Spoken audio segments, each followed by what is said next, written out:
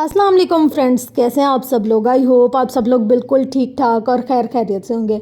आज हम शुरू करने जा रहे हैं एपिसोड ऑफ नॉवेल पीर कामिल, जिसकी राइटर है उमैरा अहमद। मतलब ज़्यादा राइटर की तारीफ़ करनी चाहिए या ज़्यादा नॉवेल की तारीफ़ करनी चाहिए, दोनों में मैं थोड़ी कंफ्यूज हूँ, क्योंकि लिखा इतनी खूबसूरती और इतने मतलब प्यार और सलीके से गया, बयान इतने अच्छे तरीके से किया गया है, और राइटर ने तो क्या ही शाहकार करैक्टर जनरेट किए ना। ओए होए होए होए, क्या कह सकते हैं। मतलब ऐसा लगता है इसको सुन के, आप लोग ज़ाहिर है सुन रहे होंगे और मैं पढ़ी होंगी, तो इसको सुन के ऐसा लगता है मतलब मेरा ये नावल है पढ़ने में, लिखने वाली उमैरा अहमद है, पर फिर भी मुझे ऐसे लगता है कि यार मैं पढ़ के ना एक दफ़ा पढ़ लेती हूँ, फिर मुझे ख़ुद भी सुनना चाहिए। इतना अच्छा, इतना मज़े का नावल है। तो आप लोग भी इसको ज़रूर सुनें और इन्जॉय करें। इंशाल्लाह मुझे यकीन है कि आपको ये नावल बहुत ज़्यादा पसंद आएगा। तो अगर इस नावल की वजह से किसी एक पर्सन की 1% भी लाइफ चेंज होती है ना, तो मुझे इसका रिवॉर्ड यही मिल जाएगा कि अगर आप लोगों को ये नावल पसंद है और आपकी लाइफ में ये चेंजिंग ला रहा है, तो हम इसको स्टार्ट करते हैं। Ready set go. वो वीकेंड पर कभी कभार हाइकिंग के लिए मार्गला की पहाड़ियों पर जाया करता था। वो वीकेंड नहीं था, मगर अचानक ही इसका मूड वहाँ जाने का बन गया।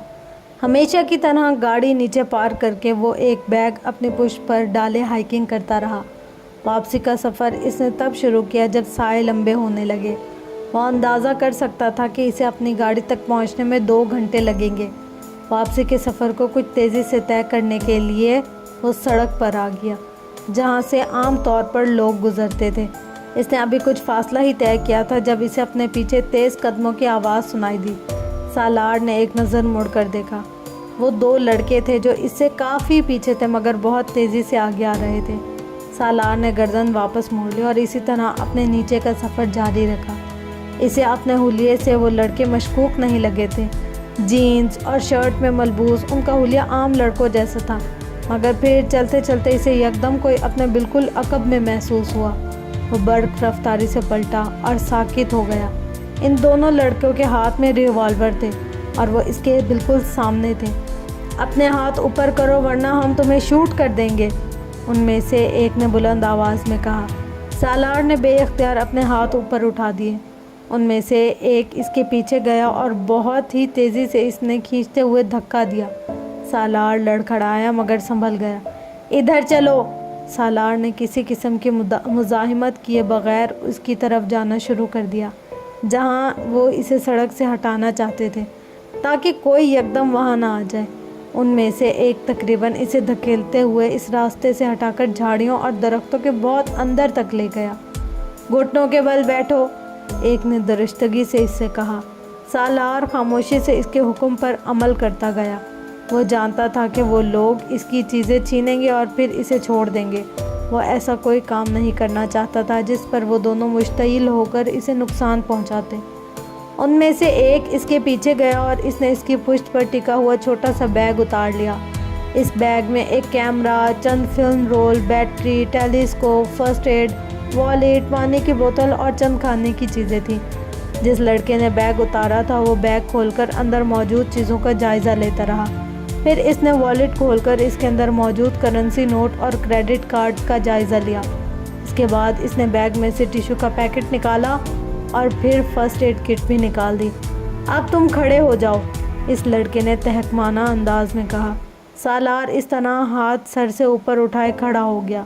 इस लड़के ने इसकी पुश्त पर जाकर इसकी शॉर्ट्स की जेबों में हाथ डालकर उन्हें टटोला और इसमें मौजूद गाड़ी की चाबी निकाल ली। गुड, कार है। सालार को पहली बार कुछ तशवीश हुई। तुम लोग मेरा बैग ले जाओ मगर कार को रहने दो। सालार ने पहली बार उन्हें मुखातिब किया। क्यों? कार को क्यों रहने दें? तुम हमारी खाला के बेटे हो कि कार को रहने दें? इस लड़के ने दुरुस्त लहजे में कहा।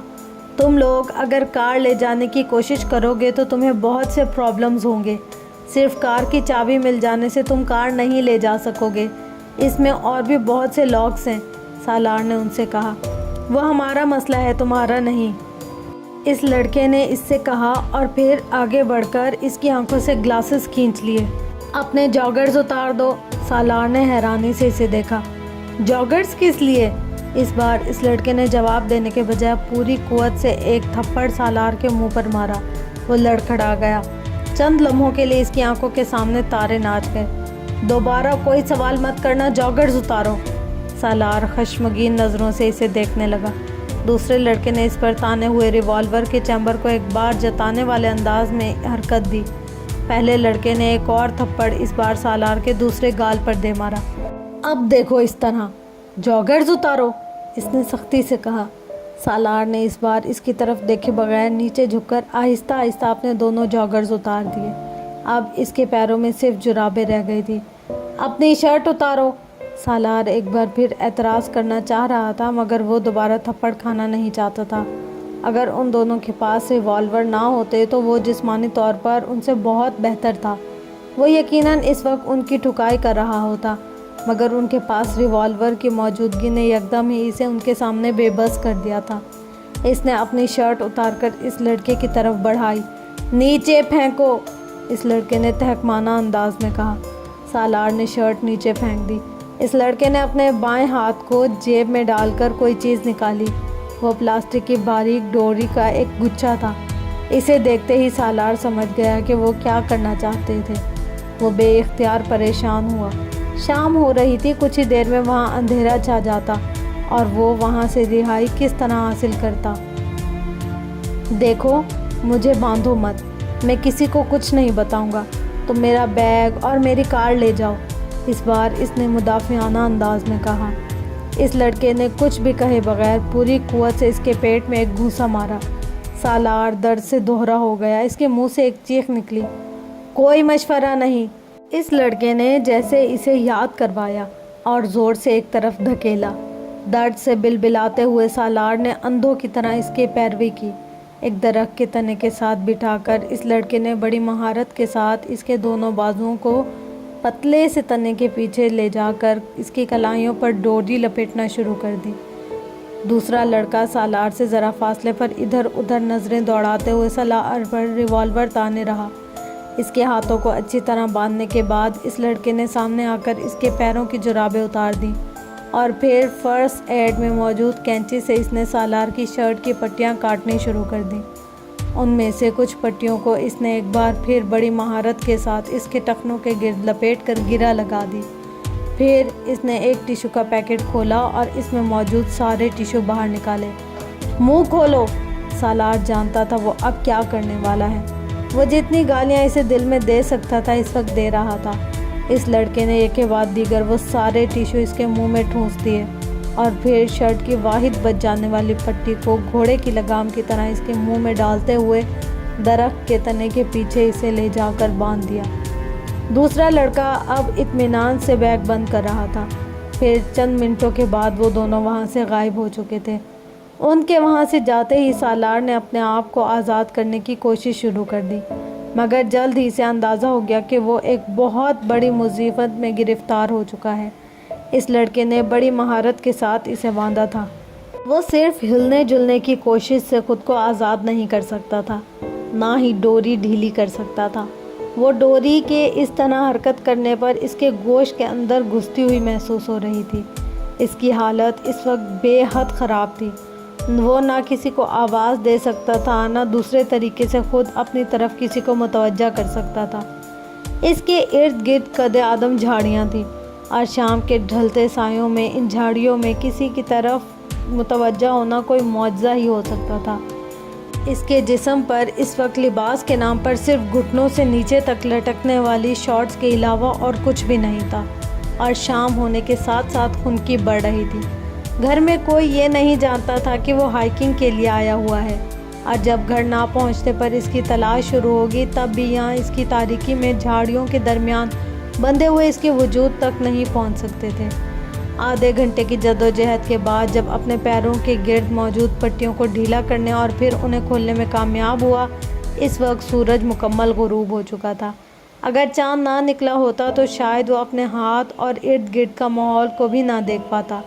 اکا دکا گزرنے والی گاڑیوں اور لوگوں کا شور اب نہ ہونے کے برابر تھا۔ اس کے ارد گرد جھینگروں کی آواز گونج رہی تھی، اور وہ گردن سے کمر تک اپنی پشت پر درخت کے تنے کی وجہ سے آنے والی رگڑ اور خراشوں کو بخوبی محسوس کر سکتا تھا۔ درخت کے دوسری طرف اس کے ہاتھوں کی کلائیوں میں موجود ڈوری اب اس کے گوشت میں اتری ہوئی تھی۔ وہ ہاتھوں کو مزید حرکت دینے کے قابل نہیں رہا۔ وہ کلائیوں سے اٹھتی ٹیسوں کو برداشت نہیں کر پا رہا تھا۔ اس کے منہ کے اندر موجود ٹیشوز اب گل چکے تھے اور ان کے گلنے کی وجہ سے وہ منہ میں لگام کی طرح کسی ہوئی پٹی کو حرکت دینے لگا تھا، مگر وہ گلے سے آواز نکالنے میں اب بھی بری طرح ناکام تھا، کیونکہ وہ ان گلے ہوئے ٹیشوز کو نہ نگل سکتا تھا نہ اگل سکتا تھا۔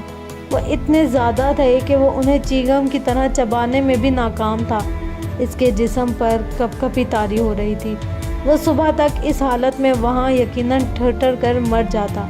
اگر خوف یا کسی زہریلے کیڑے کے کاٹنے سے نہ مرتا تو اس کے جسم پر اب چھوٹے چھوٹے کیڑے رینگ رہے تھے اور بار بار وہ اسے کاٹ رہے تھے۔ وہ اپنی برہنہ ٹانگوں پر چلنے اور کاٹنے والے کیڑوں کو جھٹک رہا تھا، مگر باقی جسم پر رینگنے والے کیڑوں کو جھٹکنے میں ناکام تھا، اور وہ نہیں جانتا تھا کہ ان چھوٹے کیڑوں کے بعد اسے اور کن کیڑوں کا سامنا کرنا پڑے گا، اور اگر وہاں بچھو اور سانپ ہوتے تو۔ وقت گزرنے کے ساتھ ساتھ اس کی حالت مزید خراب ہو رہی تھی۔ آخر یہ سب میرے ساتھ کیوں ہوا ہے؟ آخر میں نے کیا کیا ہے؟ وہ بے چارگی سے سوچنے میں مصروف تھا۔ اور میں یہاں مر گیا تو میری لاش تک دوبارہ کسی کو نہیں ملے گی، کیڑے مکوڑے اور جانور مجھے کھا جائیں گے۔ اس کی حالت غیر ہونے لگی۔ ایک عجیب طرح کے خوف نے اسے اپنی گرفت میں لے لیا۔ تو کیا میں اس طرح مروں گا یہاں، اس حالت میں، بے لباسی میں، بے نام و نشان، گھر والوں کو پتہ تک نہیں ہوگا میرے بارے میں؟ کیا میرا انجام یہ ہونا ہے؟ اس کے دل کی دھڑکن رکنے لگی۔ اسے اپنی موت سے یکدم خوف آیا، اتنا خوف کہ اسے سانس لینا مشکل لگنے لگا۔ اسے یوں لگا جیسے موت اس کے سامنے اس سے چند قدم کے فاصلے پر کھڑی ہو، اس کے انتظار میں یہ دیکھنے کے لیے کہ وہ کس طرح سسک کر مرتا ہے۔ وہ درد کی پرواہ کیے بغیر ایک بار پھر اپنی کلائیوں کی ڈوری کو توڑنے یا ڈھیلی کرنے کی کوشش کرنے لگا۔ اس کے بازو شل ہونے لگے۔ 15 منٹ کے بعد اس نے ایک بار پھر اپنی جدوجہد چھوڑ دی، اور اس وقت اسے احساس ہوا کہ اس کے منہ کی پٹی ڈھیلی ہو گئی تھی۔ وہ گردن کو ہلاتے ہوئے اسے منہ سے نکال سکتا تھا۔ اس کے بعد اس نے ٹیشوز نکال دیے۔ اگلے کئی منٹ وہ گہرے سانس لیتا رہا، پھر وہ بلند آواز میں اپنی مدد کے لیے آوازیں دینے لگا، اتنی بلند آواز میں جتنی وہ کوشش کر سکتا تھا۔ اس کا انداز بالکل ہذیانی تھا۔ آدھے گھنٹے تک مسلسل آوازیں دیتے رہنے کے بعد اس کی ہمت اور گلا دونوں جواب دے گئے۔ اس کا سانس پھول رہا تھا، یوں جیسے کوئی میلوں دوڑ کر آیا ہو، مگر اب بھی کوئی اس کی مدد کے لیے نہیں آیا تھا۔ کلائی کے زخم اب اس کے لیے ناقابل برداشت ہو رہے تھے، اور کیڑے اب اس کے چہرے اور گردن پر بھی کاٹ رہے تھے۔ وہ نہیں جانتا تھا یکدم اسے کیا ہوا، بس وہ بلند آواز میں بچوں کی طرح پھوٹ پھوٹ کر رونے لگا۔ وہ زندگی میں پہلی بار بری طرح رو رہا تھا۔ شاید زندگی میں پہلی بار اسے اپنی بے بسی کا احساس ہو رہا تھا، اور اس وقت درخت کے اس تنے کے ساتھ بندھے سسکتے ہوئے اسے احساس ہوا کہ وہ مرنا نہیں چاہتا ہے۔ وہ موت سے اس طرح خوفزدہ ہو رہا تھا جس طرح نیو ہیون میں ہوا تھا۔ وہ نہیں جانتا تھا وہ کتنی دیر اسی طرح بے بسی کے عالم میں بلند آواز میں روتا رہا، پھر اس کے آنسو خشک ہونے لگے۔ شاید وہ اتنا تھک چکا تھا کہ اب رونا بھی اس کے لیے ممکن نہیں رہا تھا۔ نڈھال سا ہو کر اس نے درخت کے تنے سے سر ٹکاتے ہوئے آنکھیں بند کر لیں۔ اس کے کندھے اور بازوں میں اتنا درد ہو رہا تھا کہ اسے لگ رہا تھا وہ کچھ دیر میں مفلوج ہو جائیں گے، پھر وہ کبھی انہیں حرکت نہیں دے سکے گا۔ میں نے کبھی کسی کے ساتھ اس طرح نہیں کیا، پھر میرے ساتھ یہ سب کیوں ہوا؟ اس کی آنکھوں میں ایک بار پھر آنسو بہنے لگے۔ سالار، میرے لیے پہلے ہی بہت پرابلمز ہیں، تم اس میں اضافہ نہ کرو۔ میری زندگی بہت مشکل ہے اور ہر گزرتے دن کے ساتھ اور مشکل ہوتی جا رہی ہے۔ کم از کم تم تو میری سچویشن کو سمجھو، میری مشکلات کو مت بڑھاؤ۔ درخت کے تنے کے ساتھ ٹیک لگاتے ہوئے سالار نے اپنی آنکھیں کھول دیں۔ اس کا حلق خشک ہو رہا تھا۔ نیچے، بہت دور اسلام آباد کی روشنیاں نظر آ رہی تھی۔ میں تمہارے مسائل میں اضافہ کرنے کی کوشش کر رہا ہوں؟ میں؟ مائی ڈیئر اماما، میں تو تمہاری مدد میں گھل رہا ہوں، تمہارے مسائل ختم کرنے کی کوشش کر رہا ہوں۔ تم خود سوچو، میرے ساتھ رہ کر تم کتنی اچھی اور محفوظ زندگی گزار سکتی ہو۔ سالار نے اپنے ہونٹ بھینچ لیے۔ سالار، مجھے طلاق دے دو، بھرائی ہوئی التجا آمیز آواز۔ سویٹ ہارٹ، تم کورٹ میں جا کر لے لو، جیسا کہ تم کہہ چکی ہو۔ وہ اب چپ چاپ خود سے بہت دور نظر آنے والی روشنیوں کو دیکھ رہا تھا۔ کوئی اس کے سامنے جیسے آئینہ لے کر کھڑا ہو گیا تھا جس میں وہ اپنا عکس دیکھ سکتا تھا، اور اپنے ساتھ ساتھ کسی اور کا بھی۔ میں نے امامہ کے ساتھ صرف مذاق کیا تھا، وہ بڑبڑایا۔ میں اسے کوئی تکلیف پہنچانے کا ارادہ نہیں رکھتا تھا۔ اسے اپنے الفاظ کھوکھلے لگے تھے۔ وہ پتہ نہیں کس کو وضاحت دینے کی کوشش کر رہا تھا۔ بہت دیر تک وہ اسی طرح اسلام آباد کی روشنیوں کو دیکھتا رہا، پھر اس کی آنکھیں دھندلانے لگی۔ میں مانتا ہوں مجھ سے کچھ غلطیاں ہوئی ہیں۔ اس بار اس کی آواز بھرائی ہوئی سرگوشی تھی۔ میں جانتے بوجھتے اس کے لیے مسائل کھڑے کرنے کی کوشش کر رہا تھا۔ میں نے اسے دھوکہ دیا، مگر مجھ سے غلطی ہو گئی اور مجھے پچھتاوا بھی ہے۔ میں جانتا ہوں میرے طلاق نہ دینے سے اور جلال کے بارے میں جھوٹ بول دینے سے اسے بہت پریشانی کا سامنا کرنا پڑا ہوگا۔ مجھے واقعی پچھتاوا ہے اس سب کے لیے، مگر اس کے علاوہ تو میں نے کسی اور کو کبھی کوئی دھوکہ نہیں دیا، کسی کے لیے پریشانی نہیں کھڑی کی۔ وہ ایک بار پھر رونے لگا۔ میرے خدا، اگر میں ایک بار یہاں سے بچ گیا، میں یہاں سے نکل گیا، تو میں امامہ کو ڈھونڈوں گا، میں اسے طلاق دے دوں گا، میں جلال کے بارے میں بھی اسے سچ بتا دوں گا۔ بس ایک بار آپ مجھے یہاں سے جانے دیں۔ وہ اب پھوٹ پھوٹ کر رو رہا تھا۔ پہلی بار اسے احساس ہو رہا تھا کہ امامہ نے اس کی طلاق دینے سے انکار پر کیا محسوس کیا ہوگا۔ شاید اسی طرح اس نے بھی اپنے ہاتھ بندھے ہوئے محسوس کیے ہوں گے جس طرح وہ کر رہا تھا۔ وہاں بیٹھے ہوئے پہلی بار وہ امامہ کی بے بسی، خوف اور تکلیف کو محسوس کر رہا تھا۔ اس نے جلال النصر کی شادی کے بارے میں اس سے جھوٹ بولا تھا، اور اس جھوٹ پر امامہ کے چہرے کے تاثرات سے اب بھی یاد تھے۔ اس وقت وہ اس تاثر سے بے حد محسوس ہوا تھا۔ وہ اسلام آباد سے لاہور تک تقریباً پوری رات روتی رہی تھی، اور وہ بے حد مسرور ہو رہا تھا۔ وہ اس وقت اس کی ذہنی اور جذباتی کیفیت کا اندازہ کر سکتا تھا۔ اس اندھیری رات میں اس گاڑی میں سفر کرتے ہوئے اسے اپنے آگے اور پیچھے کچھ بھی نظر نہیں آ رہا ہوگا۔ واحد پناہ گاہ جس کا وہ سوچ کر نکلی تھی وہ جلال کا گھر تھا، اور سالار سکندر نے اسے وہاں جانے نہیں دیا تھا۔ وہ رات کے اس پہر وہاں اصحاب میں اترنے والی تاریکی میں بیٹھ کر ان اندیشوں اور خوف کا اندازہ کر سکتا تھا جو اس رات امامہ کو رلا رہے تھے۔ مجھے افسوس ہے، مجھے واقعی افسوس ہے، لیکن میں کیا کر سکتا ہوں؟ اگر وہ مجھے دوبارہ ملی تو میں اس سے ایکسکیوز کر لوں گا، میں جس حد تک ممکن ہوا اس کی مدد کروں گا، مگر اس وقت تو میں کچھ بھی نہیں کر سکتا۔ اگر میں نے کبھی کوئی نیکی کی ہے تو اس کے بدلے رہائی دلا دیں۔ او گاڈ، پلیز پلیز پلیز۔ اس نے بہتے ہوئے آنسوؤں کے ساتھ اپنی نیکیاں گننے کی کوشش کی جن کو گنوا سکے۔ اس وقت پہلی بار اس پر یہ ہولناک انکشاف ہوا، اس نے زندگی میں اب تک کوئی نیکی نہیں کی تھی، کوئی نیکی جسے وہ اس وقت اللہ کے سامنے پیش کر کے اس کے بدلے میں رہائی مانگتا۔ ایک اور خوف نے پھر اس کو اپنی گرفت میں لے لیا تھا۔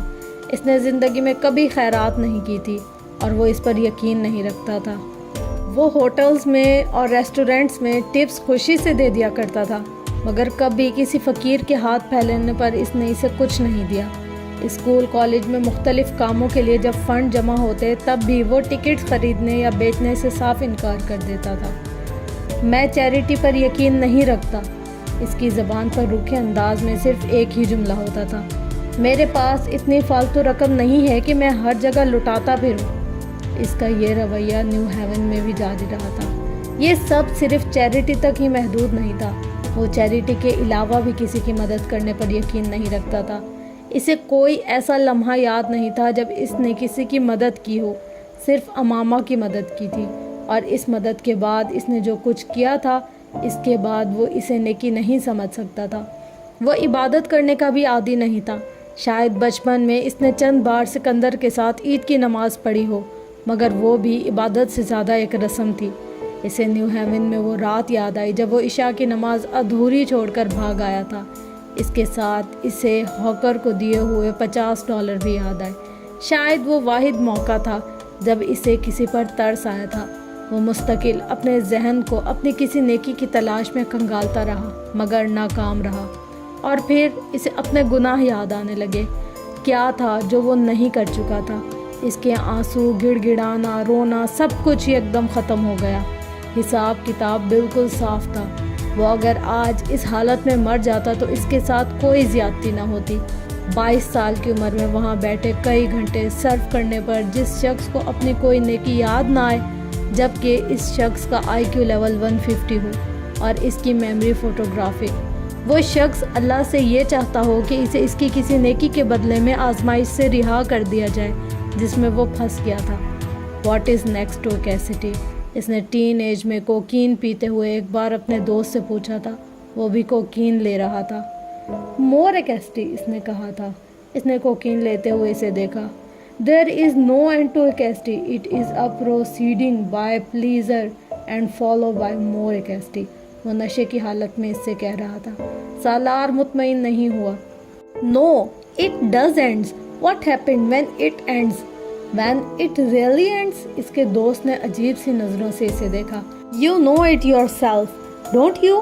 You have been through it off and on. سالار جواب دینے کے بجائے دوبارہ کوکین لینے لگا۔ اس کی کلائیوں کے گوشت میں اترتی دوڑتی اسے اب جواب دے رہی تھی۔ پین۔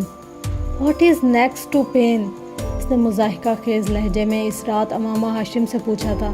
Nothingness۔ رسی نما کوئی چیز لہراتے ہوئے اس کے جسم پر گری تھی۔ اس کے سر، چہرے، گردن، سینے، پیٹ اور وہاں سے تیز رفتاری سے رینگتی ہوئی اتر گئی۔ سالار نے کانپتے جسم کے ساتھ اپنی چیخ روکی تھی۔ وہ کوئی سانپ تھا جو اسے کاٹے بغیر چلا گیا تھا۔ اس کا جسم پسینے میں نہا گیا۔ اس کا جسم اب جاڑے کے مریض کی طرح تھر تھر کانپ رہا تھا۔ نتھنگنیس۔ آواز بالکل صاف تھی۔ And what is next to nothingness? تحقیر آمیز آواز اور مسکراہٹ اس کی تھی۔ ہیل۔ اس نے یہی کہا تھا۔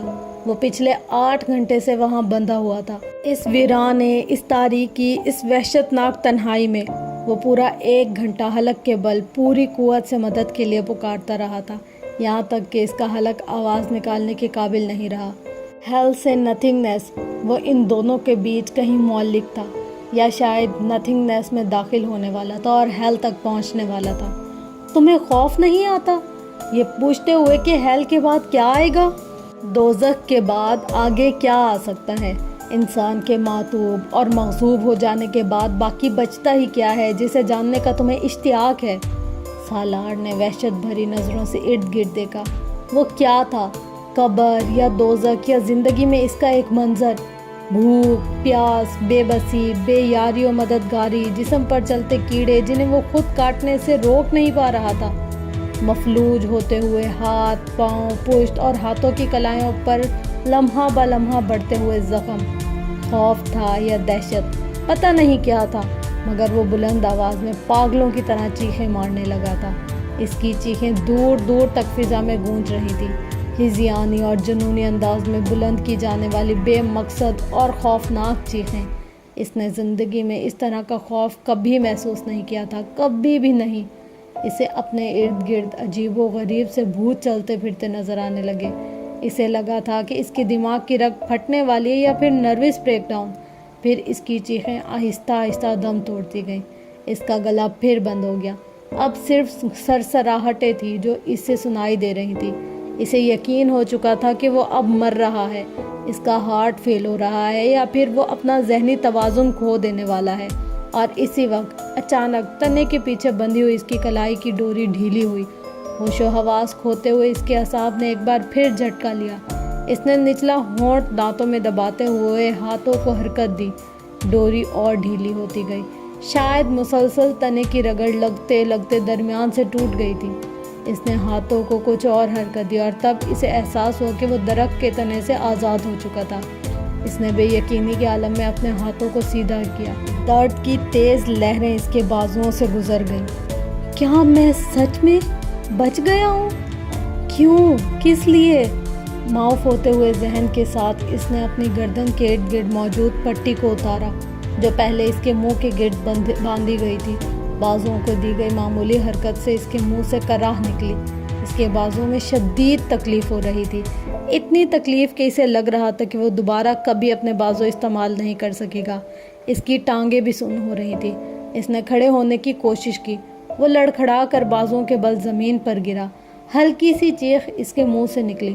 اس نے دوسری کوشش ہاتھوں اور گھٹنوں کے بل کی۔ اس بار وہ کھڑا ہونے میں کامیاب ہو گیا۔ وہ دونوں لڑکے اس کے جاگرز اور گھڑی بھی لے جا چکے تھے۔ اس کی جرابیں وہیں کہیں پڑی تھی۔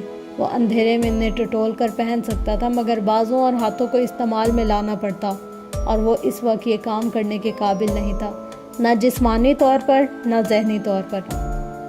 وہ اس وقت صرف وہاں سے نکل جانا چاہتا تھا، ہر قیمت پر۔ اندھیرے میں ٹھوکریں کھاتا، جھاڑیوں سے الجھتا، خراشیں لیتا، وہ کسی نہ کسی طرح اس راستے پر آ گیا تھا جس راستے سے وہ دونوں ہٹا کر اسے وہاں لے آئے تھے، اور پھر ننگے پاؤں اس نے نیچے کا سفر طے کیا۔ اس کے پیروں میں پتھر اور کنکریاں چبھ رہی تھی، مگر وہ جس ذہنی اور جسمانی اذیت کا شکار تھا، اس کے سامنے یہ کچھ بھی نہیں تھا۔ وہ یہ نہیں جانتا تھا کہ وقت کیا ہوا تھا، مگر اسے یہ اندازہ تھا کہ آدھی رات سے زیادہ گزر چکی ہے۔ اسے نیچے آنے میں کتنا وقت لگا، اس نے یہ سفر کس طرح طے کیا، وہ نہیں جانتا تھا۔ اسے صرف یہ یاد تھا کہ وہ پورے راستے بلند آواز سے روتا رہا تھا۔ اسلام آباد کی سڑکوں پر آ کر اسے اسٹریٹ لائٹ کی روشنی میں بھی اس نے اپنے حلیے کو دیکھنے کی کوشش نہیں کی، نہ ہی کہیں رکنے کی خواہش کی، نہ ہی کسی کی مدد لینے کی۔ وہ اسی طرح روتا ہوا لڑکھڑاتے قدموں کے ساتھ اس سڑک کے کنارے فٹ پاتھ پر چلتا رہا۔ وہ پولیس کی ایک پیٹرولنگ کار تھی جس نے سب سے پہلے اسے دیکھا تھا اور اس کے پاس آ کر رک گئی تھی۔ اندر موجود کانسٹیبل اس کے سامنے نیچے اترا اور اسے روک لیا۔ وہ پہلی بار ہوش و حواس میں آیا تھا، مگر اس وقت بھی وہ اپنی آنکھوں سے بہتے ہوئے آنسوؤں پر قابو پانے میں ناکام ہو رہا تھا۔ وہ لوگ اب اس سے کچھ پوچھ رہے تھے، مگر وہ کیا جواب دیتا۔ اگلے 15 منٹ میں وہ ایک ہاسپٹل میں تھا جہاں اسے فرسٹ ایڈ دی گئی تھی۔ وہ اس سے اس کے گھر کا پتہ پوچھ رہے تھے، مگر اس کا گلا بند تھا۔ وہ انہیں کچھ بھی بتانے کے قابل نہیں تھا۔ سوچتے ہوئے ہاتھوں کے ساتھ اس نے ایک کاغذ پر اپنے گھر کا فون نمبر اور ایڈریس گھسیٹ دیا۔ ابھی اور کتنی دیر اسے یہاں رکنا پڑے گا؟ زیادہ دیر نہیں، جیسے ہی ہوش میں آتا ہے ہم دوبارہ چیک اپ کریں گے، پھر ڈسچارج کر دیں گے۔ زیادہ شدید قسم کی انجری نہیں ہے، بس گھر میں کچھ دنوں تک مکمل طور پر ریسٹ کرنا پڑے گا۔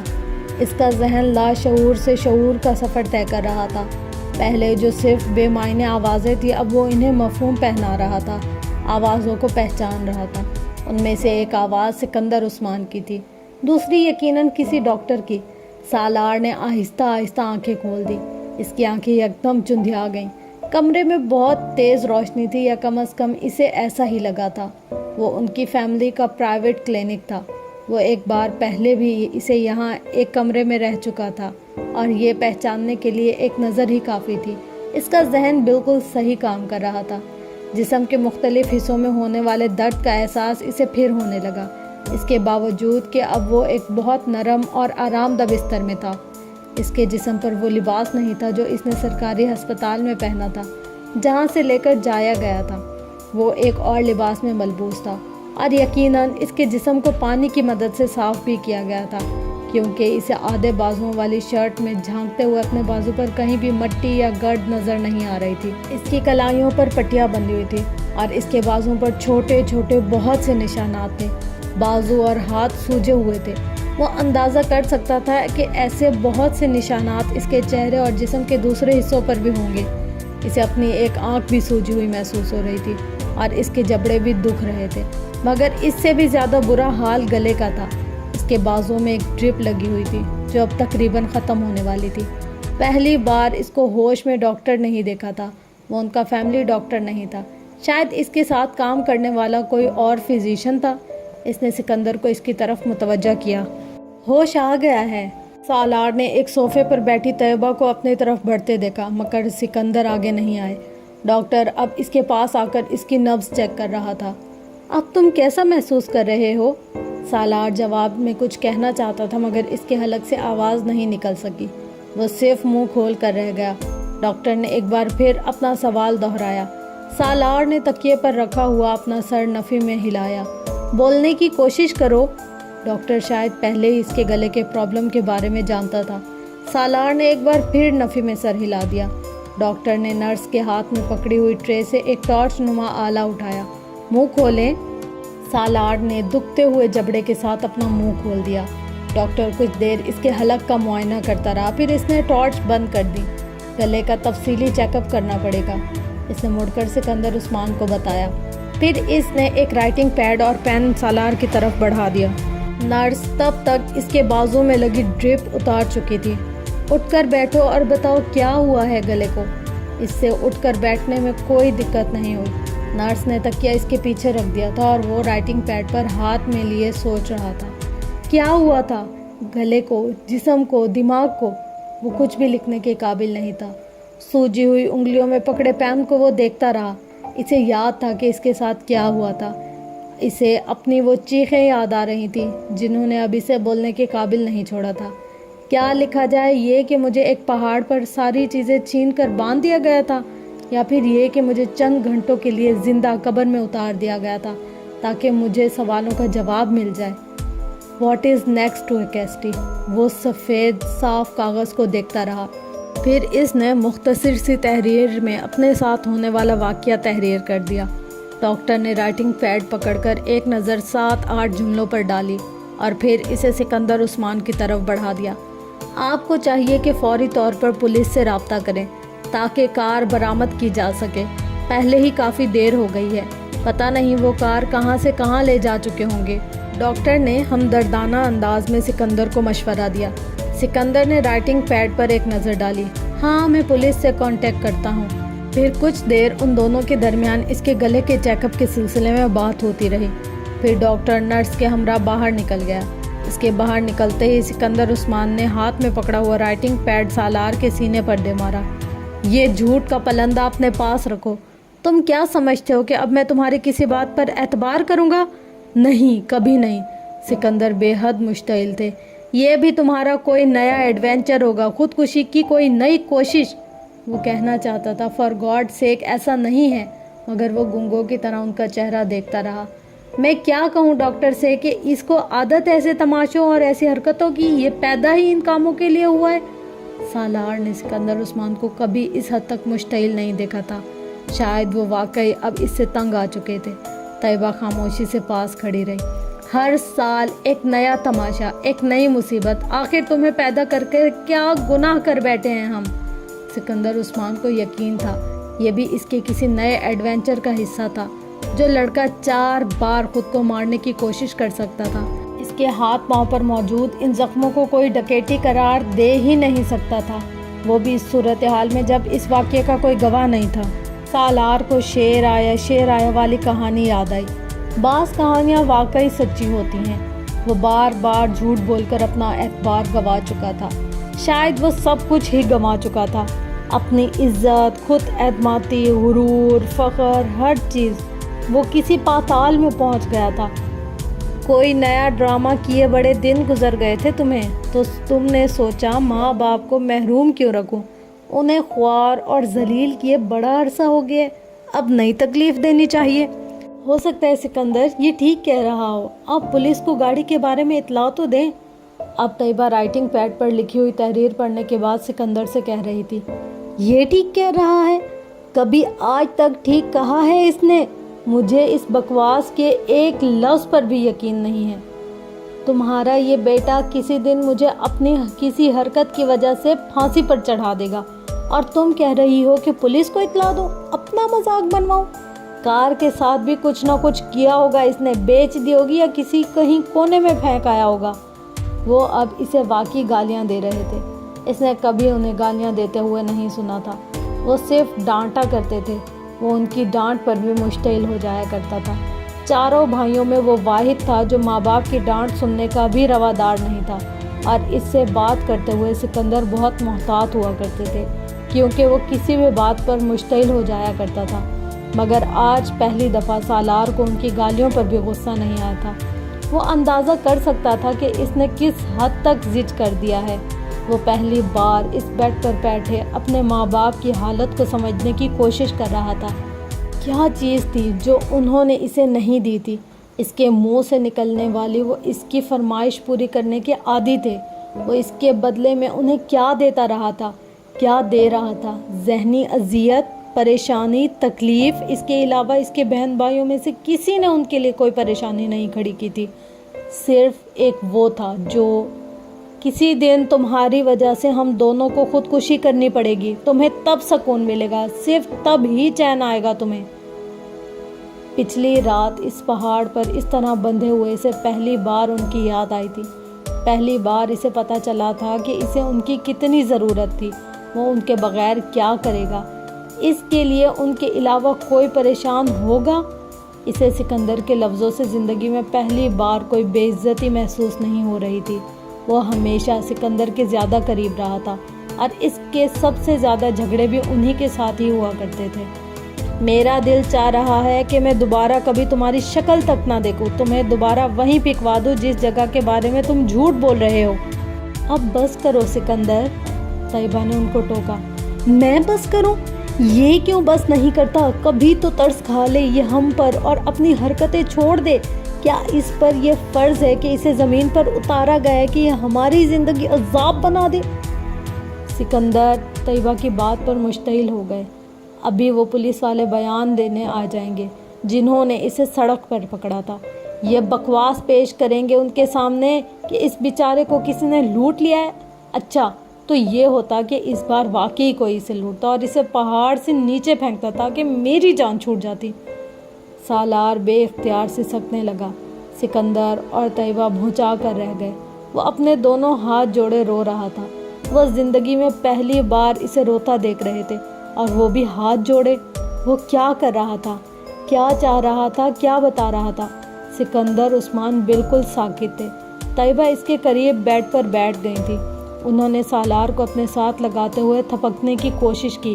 وہ بچوں کی طرح ان سے لپٹ گیا۔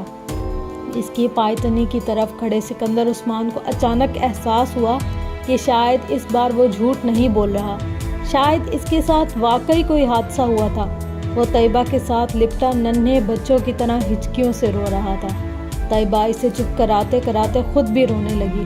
وہ چھوٹی چھوٹی باتوں پر تو کیا، بڑی بڑی باتوں پر بھی رونے کا عادی نہیں تھا۔ پھر آج کیا ہوا تھا؟ اس کے آنسو نہیں رک رہے تھے۔ اس سے دور کھڑے سکندر عثمان کے دل کو کچھ ہونے لگا۔ اگر یہ ساری رات واقعی وہاں بندھا رہا تھا تو وہ ساری رات اس کے انتظار میں جاگتے رہے تھے اور بگڑتے رہے تھے۔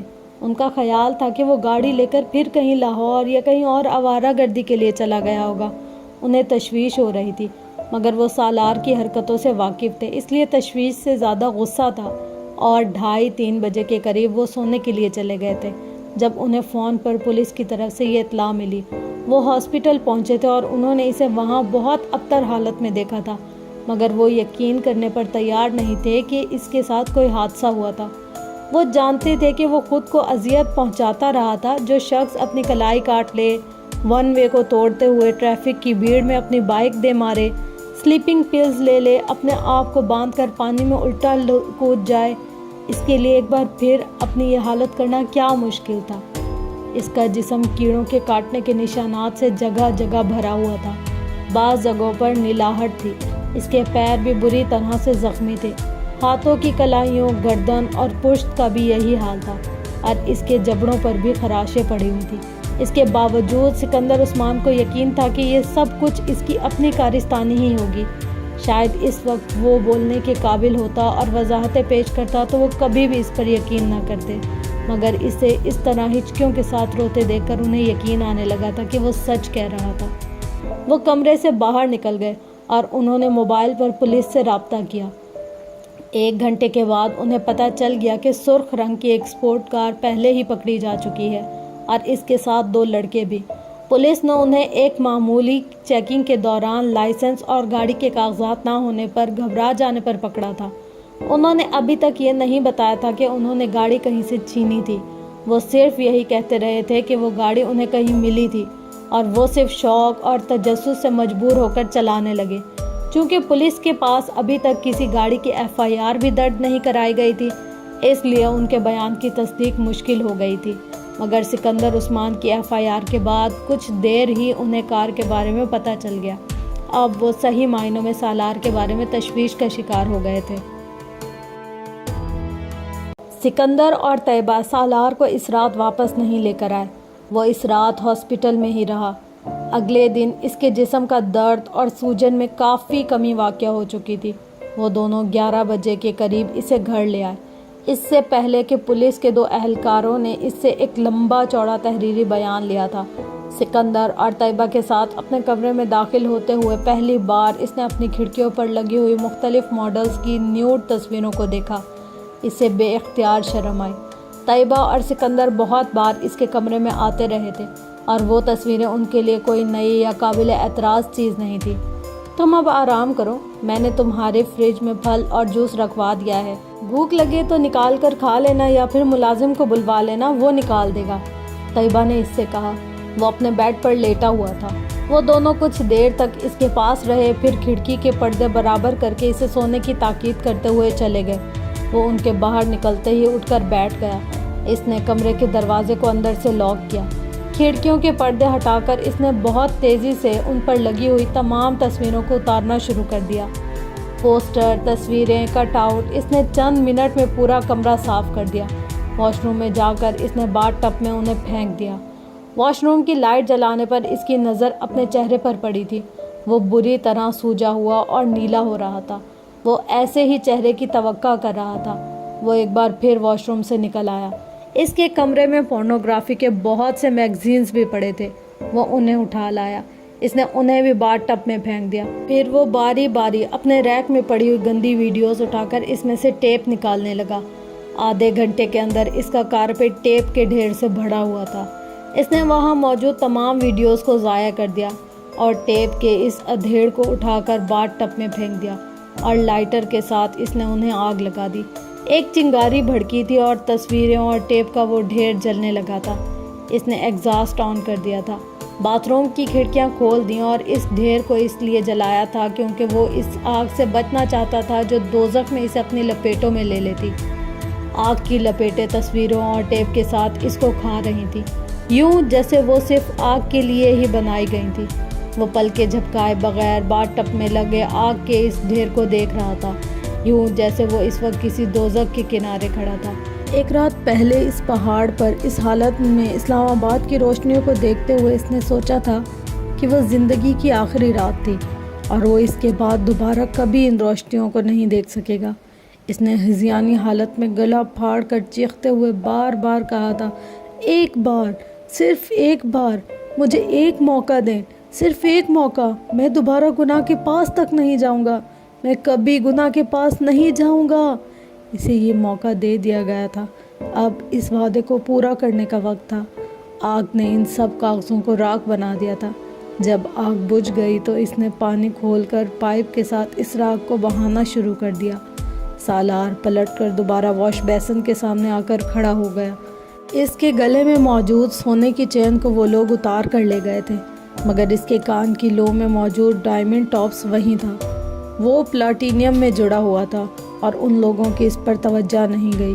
शायद उनका ख्याल होगा कि वो कोई मामूली पत्थर या ज़रकून होगा, या फिर शायद इसके खुले लंबे बालों की वजह से इसके कान की लू से छुपे रहे। वो कुछ देर आईने में ख़ुद को देखता रहा। फिर इसने कान की लू में मौजूद टॉप्स उठाकर वॉश बेसिन के पास रख दिया।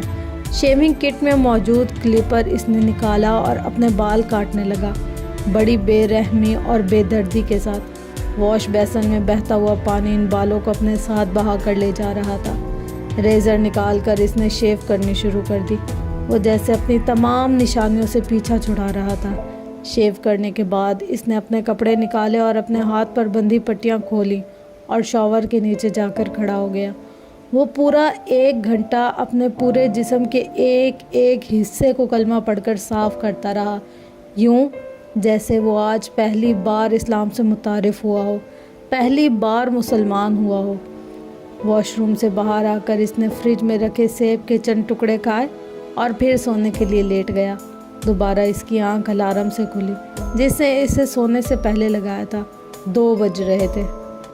माय गॉड सालार, ये अपने बालों को क्या किया है तुमने? तैयबा इसे देखते ही कुछ देर के लिए भूल गई कि वो बोलने के काबिल नहीं रहा। सालार ने अपनी जेब से एक कागज़ निकालकर उनके सामने कर दिया। मैं मार्केट जाना चाहता हूँ, इस पर लिखा हुआ था। کس لیے؟ طیبہ نے اسے حیرانی سے دیکھا۔ تم ابھی ٹھیک نہیں ہو، کچھ گھنٹے ہوئے ہیں تمہیں ہاسپٹل سے آئے اور تم ایک بار پھر آوارہ گردی کے لیے نکلنا چاہتے ہو۔ طیبہ نے اسے قدرے نرم آواز میں جھڑکا۔ ممی، مجھے کچھ کتابیں خریدنی ہیں۔ سالار نے ایک بار پھر کاغذ پر لکھا۔ میں آوارہ گردی کرنے کے لیے نہیں جا رہا۔ طیبہ کچھ دیر اسے دیکھتی رہی۔ تم ڈرائیور کے ساتھ چلے جاؤ، سالار نے سر ہلا دیا۔ وہ جس وقت مارکیٹ کی پارکنگ میں گاڑی سے اتر رہا تھا شام ہو چکی تھی۔ مارکیٹ کی روشنیاں وہاں جیسے رنگ و نور کا ایک سیلاب لے آئی تھی۔ وہ جگہ جگہ پھرتے لڑکے لڑکیوں کو دیکھ سکتا تھا، مغربی ملبوسات میں ملبوس، بے فکری اور لاپرواہی سے کہکے لگاتے ہوئے۔ اسے زندگی میں پہلی بار اس جگہ سے وحشت ہوئی تھی، وہی وحشت جو وہ 48 گھنٹے پہلے مارگلا کی ان پہاڑیوں پر محسوس کرتا رہا تھا۔ وہ انہی لڑکوں میں سے ایک لڑکا تھا، لڑکیوں کو چھیڑ چھاڑ کرنے والا، بلند و باگ کہکے لگانے والا، فضول اور بیہودہ باتیں کرنے والا۔ اپنا سر نیچے کیے وہ کسی بھی چیز پر دھیان دیے بغیر سامنے نظر آنے والے بک شاپ میں چلا گیا۔ اپنی جیب سے کاغذ نکال کر اس نے دکاندار کو اپنی مطلوبہ کتابوں کے بارے میں بتایا۔ وہ قرآن پاک کا ایک ترجمہ اور نماز کے بارے میں کچھ دوسری کتابیں خریدنا چاہتا تھا۔ دکاندار نے اسے حیرانی سے دیکھا۔ وہ سالار کو اچھی طرح جانتا تھا۔ وہ وہاں پورنوگرافی وغیرہ کی غیر ملکی میگزین اور سڈنی شیلڈن اور ہیرلڈ روبنسل سمیت چند دوسرے انگلش ناول لکھنے والوں کے ہر نئے ناول کو خریدنے کا عادی تھا۔ سالار اس کی نظروں کے استجاب کو سمجھتا تھا۔ وہ اس سے نظریں ملانے کے بجائے صرف کاؤنٹر کو دیکھتا رہا۔ وہ آدمی کسی سیلز مین کو ہدایت دیتا رہا۔ پھر اس نے سالار سے کہا، آپ بڑے دن بعد آئے ہیں، کہیں گئے ہوئے تھے؟ اسٹڈیز کے لیے باہر، اس نے سر ہلاتے ہوئے سامنے پڑے ہوئے کاغذ پر لکھا۔ اور یہ گلے کو کیا ہوا ہے؟ بس ٹھیک نہیں ہے، اس نے لکھا۔ سیل مین قرآن پاک کا ترجمہ اور دوسری مطلوبہ کتابیں لے آیا۔ ہاں، یہ اسلامی کتابوں کا آج کل بڑا ٹرینڈ چلا ہوا ہے، لوگ بہت پڑھنے لگے ہیں، بڑی اچھی بات ہے، خاص طور پر باہر جا کر تو ضرور پڑھنا چاہیے، دکاندار نے بڑے کاروباری انداز میں مسکراتے ہوئے کہا۔ سالار نے کچھ نہیں کہا۔ وہ اپنے سامنے پڑی کتابوں پر ایک نظر دوڑانے لگا۔ چند لمحوں کے بعد اس نے دائیں ہاتھ قرآن پاک کے ترجمے کے ساتھ کاؤنٹر پر خالی جگہ پر شاپ کیپر نے اس کے سامنے پورنوگرافی کے کچھ نئے میگزینز رکھ دیے۔ کتابوں کو دیکھتے دیکھتے اس نے چونک کر سر اٹھایا۔ یہ نئے آئے ہیں، میں نے سوچا آپ کو دکھا دوں، ہو سکتا ہے آپ خریدنا پسند کریں۔ سالار نے ایک نظر قرآن پاک کے ترجمے کو دیکھا، دوسری نظر انچ دور پڑے ان میگزینز کو دیکھا۔ غصے کی ایک لہر اس کے اندر اٹھی تھی۔ کیوں؟ وہ نہیں جانتا تھا۔ اپنے بائیں ہاتھ سے ان میگزینز کو اٹھا کر وہ جتنی دور اس شاپ کے اندر پھینک سکتا تھا اس نے پھینک دیے۔ چند لمحوں کے لیے پوری شاپ میں خاموشی چھا گئی۔ سیلز مین ہکا بکا کھڑا تھا۔ بل، سالار نے کاغذ پر گھسیٹا اور سرخ چہرے کے ساتھ اس سیلز مین کی آنکھوں کے سامنے اس کاغذ کو کیا۔ سیلز مین نے کچھ بھی کہے بغیر اپنے سامنے پڑے کمپیوٹر پر ان کتابوں کا بل بنانا شروع کر دیا جو اس کے سامنے رکھی تھی۔ چند منٹوں میں سالار نے بل ادا کیا اور کتابیں اٹھا کر دروازے کی طرف بڑھ گیا۔ ایڈیٹ! دکان سے باہر نکلتے ہوئے اس نے کاؤنٹر کے پاس کھڑی ایک لڑکی کا تبصرہ سنا۔ مخاطب کون تھا اس نے مڑ کر دیکھنے کی ضرورت نہیں سمجھی۔ وہ جانتا تھا وہ تبصرہ اسی پر کیا گیا تھا۔ 2 ہفتے بعد اس کی آواز بحال ہو گئی تھی، اگرچہ اب بھی اس کی آواز بالکل بیٹھی ہوئی تھی، مگر وہ بولنے کے قابل ہو گیا تھا، اور ان 2 ہفتوں میں وہ روح کی دریافت میں مصروف رہا۔ وہ زندگی میں پہلی بار یہ کام کر رہا تھا۔ شاید زندگی میں پہلی بار اسے یہ احساس ہوا تھا کہ روح بھی کوئی وجود رکھتی تھی، اور اگر روح کے ساتھ کوئی مسئلہ ہو جائے تو وہ زندگی میں پہلی بار خاموشی کے ایک لمبے فیز میں داخل ہوا تھا۔ بولنا نہیں، سننا، صرف سننا بعض دفعہ بہت اہم ہوتا ہے۔ اس کا ادراک اسے پہلی بار ہوا تھا۔ اسے زندگی میں کبھی رات سے خوف نہیں آیا تھا۔ اس واقعے کے بعد اسے رات سے بے تحاشا خوف آنے لگا۔ وہ کمرے کی لائٹ آن کر کے سوتا تھا۔ اس نے پولیس کسٹڈی میں ان دونوں لڑکوں کو پہچان لیا تھا، مگر وہ پولیس کے ساتھ اس جگہ پر جانے کو تیار نہیں ہوا تھا جہاں اس شام وہ اسے باندھ کر چھوڑ گئے تھے۔ وہ دوبارہ کسی ذہنی پرانگی کا شکار نہیں ہونا چاہتا تھا۔ اس نے زندگی میں اس سے پہلے کبھی اتنی بے خواب راتیں نہیں گزاری تھی۔ مگر اب یہ ہو رہا تھا کہ وہ سلیپنگ پلز لیے بغیر سونے میں کامیاب نہیں ہوتا تھا، اور بعض دفعہ جب وہ سلیپنگ پلز نہیں لیتا تھا تو وہ ساری رات جاگتے ہوئے گزار دیتا تھا۔ اس نے نیو ہیون میں بھی ایسے ہی چند ہفتے گزارے تھے، اتنے ہی تکلیف دہ اور اذیت ناک، مگر تب صرف الجھن اور اضطراب تھا، یا شاید کسی حد تک پچھتاوا۔ مگر اب وہ ایک تیسری کیفیت سے گزر رہا تھا، خوف سے۔ وہ اندازہ نہیں کر پا رہا تھا کہ اس رات اسے کس چیز سے زیادہ خوف آیا تھا، موت سے، قبر سے، یا پھر دوزخ سے۔ امامہ نے کہا تھا ایک ایسٹی کے بعد پین ہوتی ہے، موت پین تھی۔ اس نے کہا تھا پین کے بعد نتھنگنیس ہوگی، قبر نتھنگنیس تھی۔ امامہ نے کہا تھا نتھنگنیس کے بعد ہیل آ جائے گا۔ وہ وہاں تک نہیں پہنچنا چاہتا تھا، وہ اس ایکسٹی سے بچنا چاہتا تھا جو اسے پین سے ہیل تک کا سفر کرانے پر مجبور کر دیتی۔ اگر مجھے ان سب چیزوں کا پتہ نہیں تھا تو امامہ کو کیسے پتہ تھا؟ وہ میری ہی عمر کی ہی ہے، وہ میرے جیسے خاندان سے تعلق رکھتی ہے، پھر اس کے پاس ان سوالوں کے جواب کیسے آ گئے؟ وہ حیران ہوتے ہوئے سوچنے لگا، آسائشیں تو اس کے پاس بھی ویسی ہی تھی جیسے میرے پاس تھیں، پھر اس میں اور مجھ میں کیا فرق تھا؟ وہ جس مکتبہ فکر سے تھی وہ کون سے ہیں، اور وہ کیوں اس مکتبہ فکر سے منسلک نہیں رہنا چاہتی تھی؟ اس نے پہلی بار اس کے بارے میں تفصیلی طور پر پڑھا، اس کی الجھنوں میں اضافہ ہوا۔ ختم نبوت پر اختلاف کیا اتنا اہم ایشو ہے کہ ایک لڑکی اس طرح اپنا گھر چھوڑ کر چلی جائے؟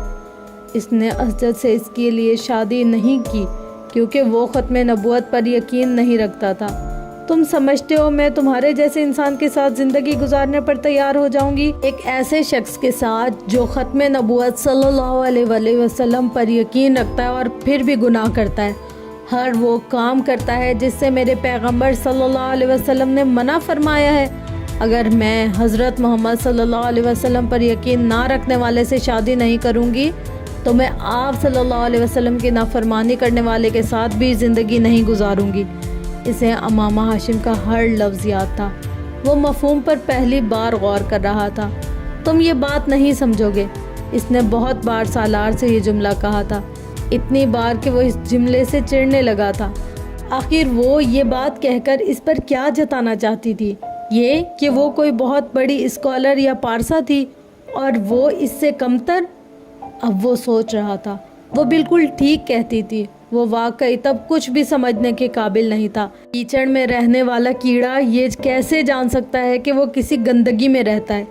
اسے اپنے بجائے دوسرے گندگی میں لپٹے اور گندگی میں رہتے نظر آتے ہیں، وہ تب بھی گندگی میں ہی تھا۔ مجھے تمہاری آنکھوں سے، تمہارے کھلے گریبان سے گھن آتی ہے۔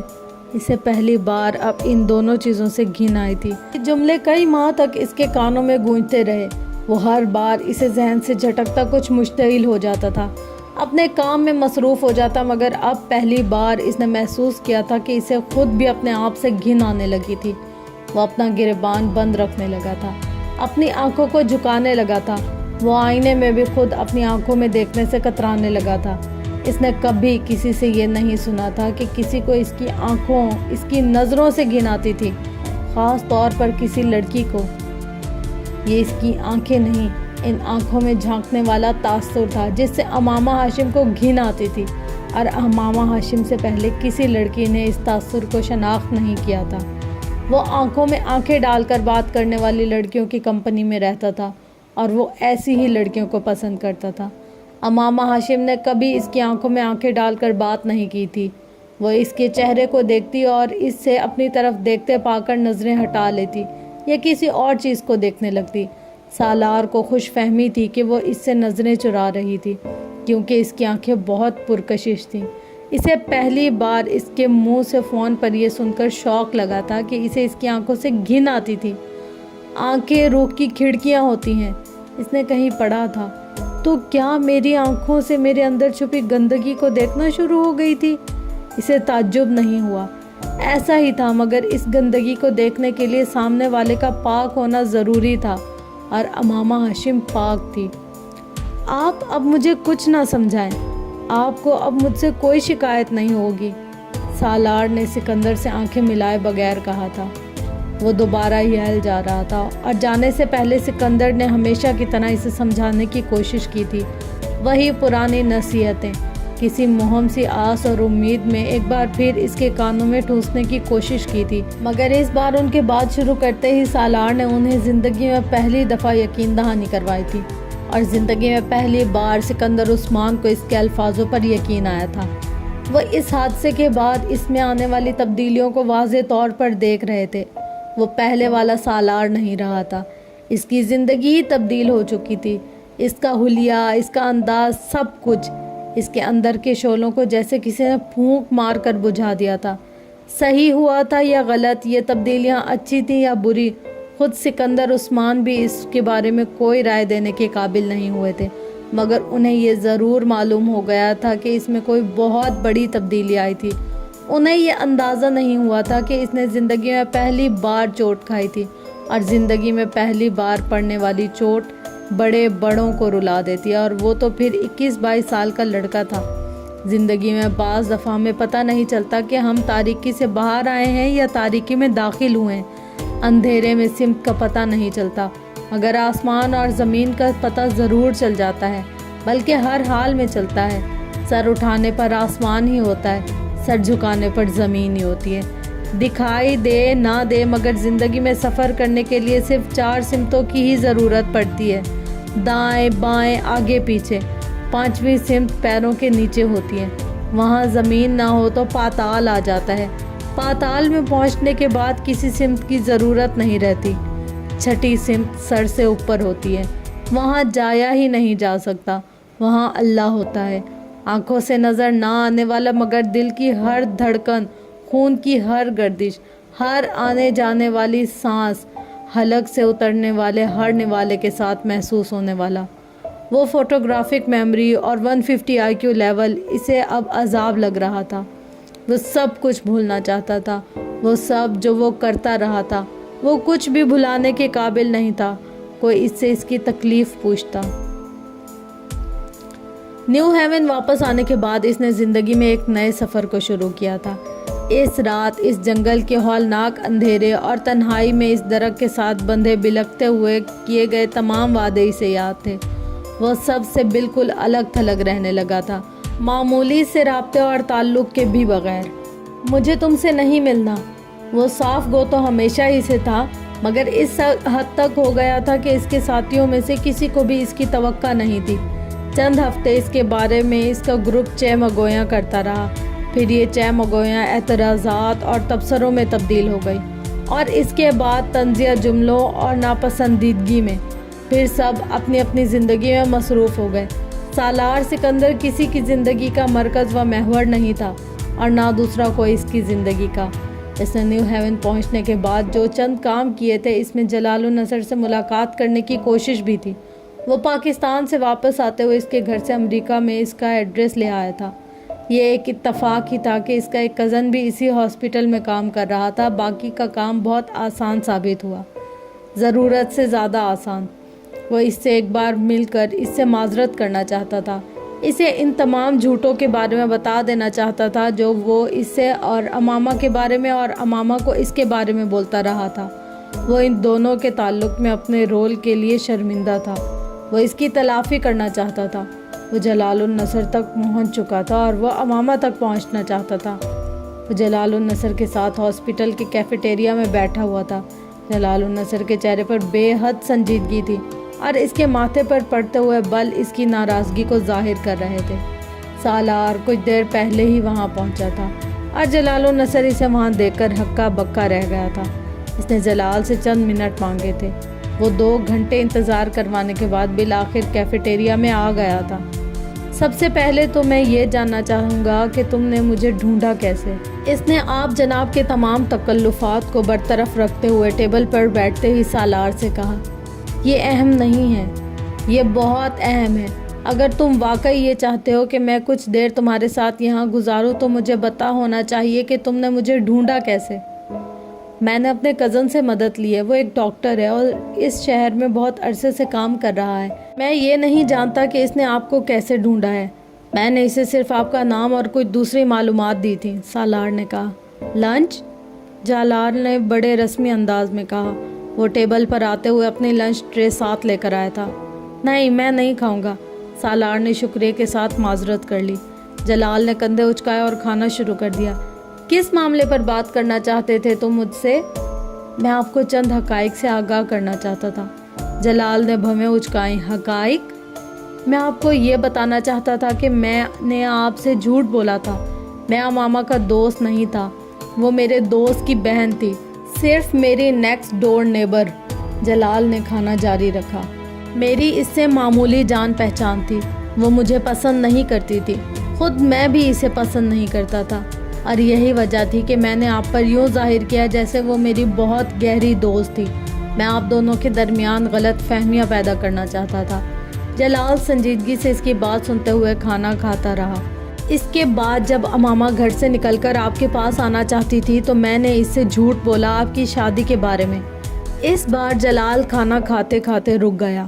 میں نے اس سے کہا کہ آپ شادی کر چکے ہیں، وہ آپ کے پاس اس لیے نہیں آئی تھی۔ مجھے بعد میں احساس ہوا کہ میں نے بہت نامناسب حرکت کی ہے، مگر اس وقت تک دیر ہو چکی تھی۔ امامہ سے میرا کوئی رابطہ نہیں، مگر یہ اتفاق ہے کہ آپ سے میرا رابطہ ہو گیا۔ میں آپ سے ایکسکیوز کرنا چاہتا ہوں۔ میں تمہاری معذرت قبول کرتا ہوں، مگر میں نہیں سمجھتا کہ تمہاری وجہ سے میرے اور امامہ کے درمیان کوئی غلط فہمی پیدا ہوئی۔ میں پہلے ہی اس سے شادی نہ کرنے کا فیصلہ کر چکا تھا۔ جلال نے بڑی صاف گوئی سے کہا۔ وہ آپ سے محبت کرتی تھی، سالار نے دھیمی آواز میں کہا۔ ہاں میں جانتا ہوں، مگر شادی وغیرہ میں صرف محبت تو نہیں دیکھی جاتی، اور بھی بہت کچھ دیکھا جاتا ہے۔ جلال بہت حقیقت پسندانہ انداز میں کہہ رہا تھا۔ جلال، یہ ممکن نہیں ہے کہ آپ اس سے شادی کر لیں۔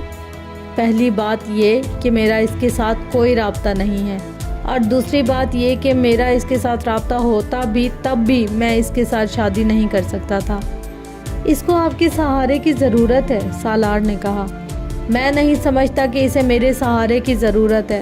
اب تو بہت عرصہ گزر چکا ہے، اب تک وہ کوئی نہ کوئی سہارا تلاش کر چکی ہوگی، جلال نے اطمینان سے کہا۔ ہو سکتا ہے اس نے ایسا نہ کیا ہو، وہ ابھی بھی آپ کا انتظار کر رہی ہو۔ میں اس طرح کے امکانات پر غور کرنے کا عادی نہیں ہوں۔ میں نے تمہیں بتایا ہے کہ میرے لیے اپنے کیریئر کے اس سٹیج پر شادی ممکن ہی نہیں ہے، وہ بھی اس سے۔ کیوں؟ اس کیوں کا جواب میں تمہیں کیوں دوں؟ تمہارا اس سارے معاملے سے کوئی تعلق نہیں ہے۔ میں اس سے کیوں شادی نہیں کرنا چاہتا میں تب ہی اسے بتا چکا ہوں، اور اتنے سالوں کے بعد تم دوبارہ آ کر پھر وہی پنڈورا باکس کھولنے کی کوشش کر رہے ہو، جلال نے قدرے ناراضگی سے کہا۔ میں صرف اس نقصان کی تلافی کرنے کی کوشش کر رہا ہوں جو میری وجہ سے آپ دونوں کا ہوا، سالار نے نرمی سے کہا۔ میرا کوئی نقصان نہیں ہوا، امامہ کا بھی نہیں ہوا ہوگا۔ تم ضرورت سے زیادہ حساس ہو رہے ہو، جلال نے سلاد کے چند ٹکڑے منہ میں ڈالتے ہوئے اطمینان سے کہا۔ سالار اسے دیکھتا رہا۔ وہ نہیں سمجھ رہا تھا کہ وہ اسے اپنی بات کیسے سمجھائے۔ میں اس کو ڈھونڈنے میں آپ کی مدد کر سکتا ہوں، اس نے کچھ دیر بعد کہا، مگر میں اسے ڈھونڈنا نہیں چاہتا۔ شادی مجھے اس سے نہیں کرنی، پھر ڈھونڈنے کا فائدہ؟ سالار نے ایک گہرا سانس لیا۔ آپ جانتے ہیں اس نے گھر کس کے لیے چھوڑا تھا؟ میرے لیے بہرحال نہیں چھوڑا تھا، جلال نے بات کاٹی۔ آپ کے لیے نہیں چھوڑا تھا، مگر جن وجوہات کے بنا پر چھوڑا تھا، کیا ایک مسلمان کے طور پر آپ کو اس کی مدد نہیں کرنی چاہیے؟ جبکہ آپ یہ جانتے ہیں کہ وہ لڑکی آپ سے بہت محبت کرتی ہے، آپ سے بہت انسپائرڈ ہے۔ میں دنیا میں کوئی واحد مسلمان نہیں ہوں، اور نہ ہی مجھ پر یہ فرض کر دیا گیا ہے کہ میں اس کی مدد ضرور کروں۔ میری ایک ہی زندگی ہے اور میں اسے کسی دوسرے کی وجہ سے تو خراب نہیں کر سکتا۔ اور پھر تم بھی تو مسلمان ہو، تم کیوں شادی نہیں کرتے اس سے؟ میں نے تو تب بھی تم سے کہا تھا کہ تم اس سے شادی کر لو، تم ویسے بھی اس کے لیے نرم گوشہ رکھتے ہو، جلال النصر نے قدرے چھپتے ہوئے انداز میں کہا۔ سالار اسے خاموشی سے دیکھتا رہا۔ وہ اسے بتا نہیں سکتا تھا کہ وہ اس سے شادی کر چکا ہے۔ شادی؟ وہ مجھے پسند نہیں کرتی، اس نے کہا۔ میں اس سلسلے میں اسے سمجھا سکتا ہوں، تم میرا اس سے رابطہ کروا دو تو میں اسے تم سے شادی پر تیار کر لوں گا۔ اچھے آدمی ہو تم، اور خاندان وغیرہ بھی ٹھیک ہی ہوگا تمہارا۔ کار تو 1.5 سال پہلے بھی شاندار رکھی ہوئی تھی تم نے، اس کا مطلب ہے روپیہ پیسہ وغیرہ ہوگا تمہارے پاس۔ ویسے یہاں کس لیے آئے ہو؟ MBA کر رہا ہوں۔ پھر تو کوئی مسئلہ ہی نہیں ہے، جاب تمہیں مل جائے گی، روپیہ پیسہ بھی تمہارے پاس ہے، لڑکی کو اور کیا چاہیے؟ امامہ تو ویسے بھی تمہیں جانتی ہے، جلال نے چٹکی بجاتے ہوئے مسئلہ حل کیا۔ سارا مسئلہ تو اسی جاننے نے ہی پیدا کیا ہے، وہ مجھے ضرورت سے زیادہ جانتی ہے۔ سالار نے جلال کو دیکھتے ہوئے سوچا، وہ آپ سے محبت کرتی ہے۔ سالار نے جیسے اسے یاد دلایا، اب اس میں میرا تو کوئی قصور نہیں ہے، لڑکیاں کچھ زیادہ جذباتی ہوتی ہیں اس معاملے میں۔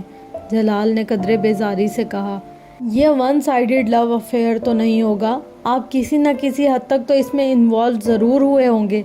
سالار نے قدرے سنجیدگی سے کہا، ہاں تھوڑا بہت انوالو تھا، مگر وقت اور حالات کے ساتھ ساتھ ترجیحات بھی بدلتی رہتی ہیں انسان کی۔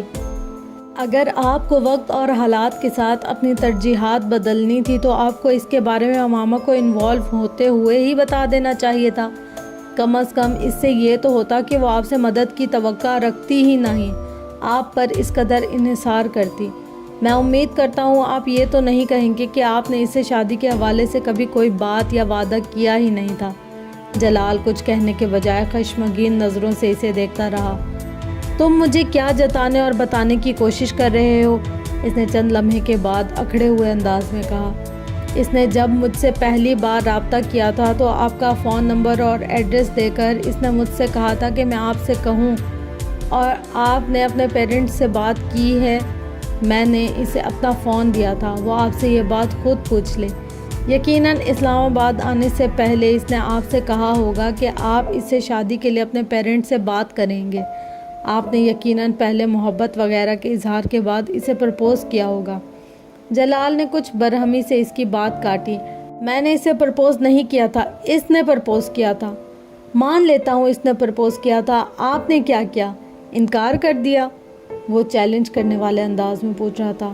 انکار نہیں کیا ہوگا، سالار عجیب سے انداز میں مسکرایا۔ اس نے مجھے بتایا تھا کہ آپ بڑی اچھی نعت پڑھتے ہیں اور آپ کو حضرت محمد صلی اللہ علیہ وسلم سے بہت محبت ہے۔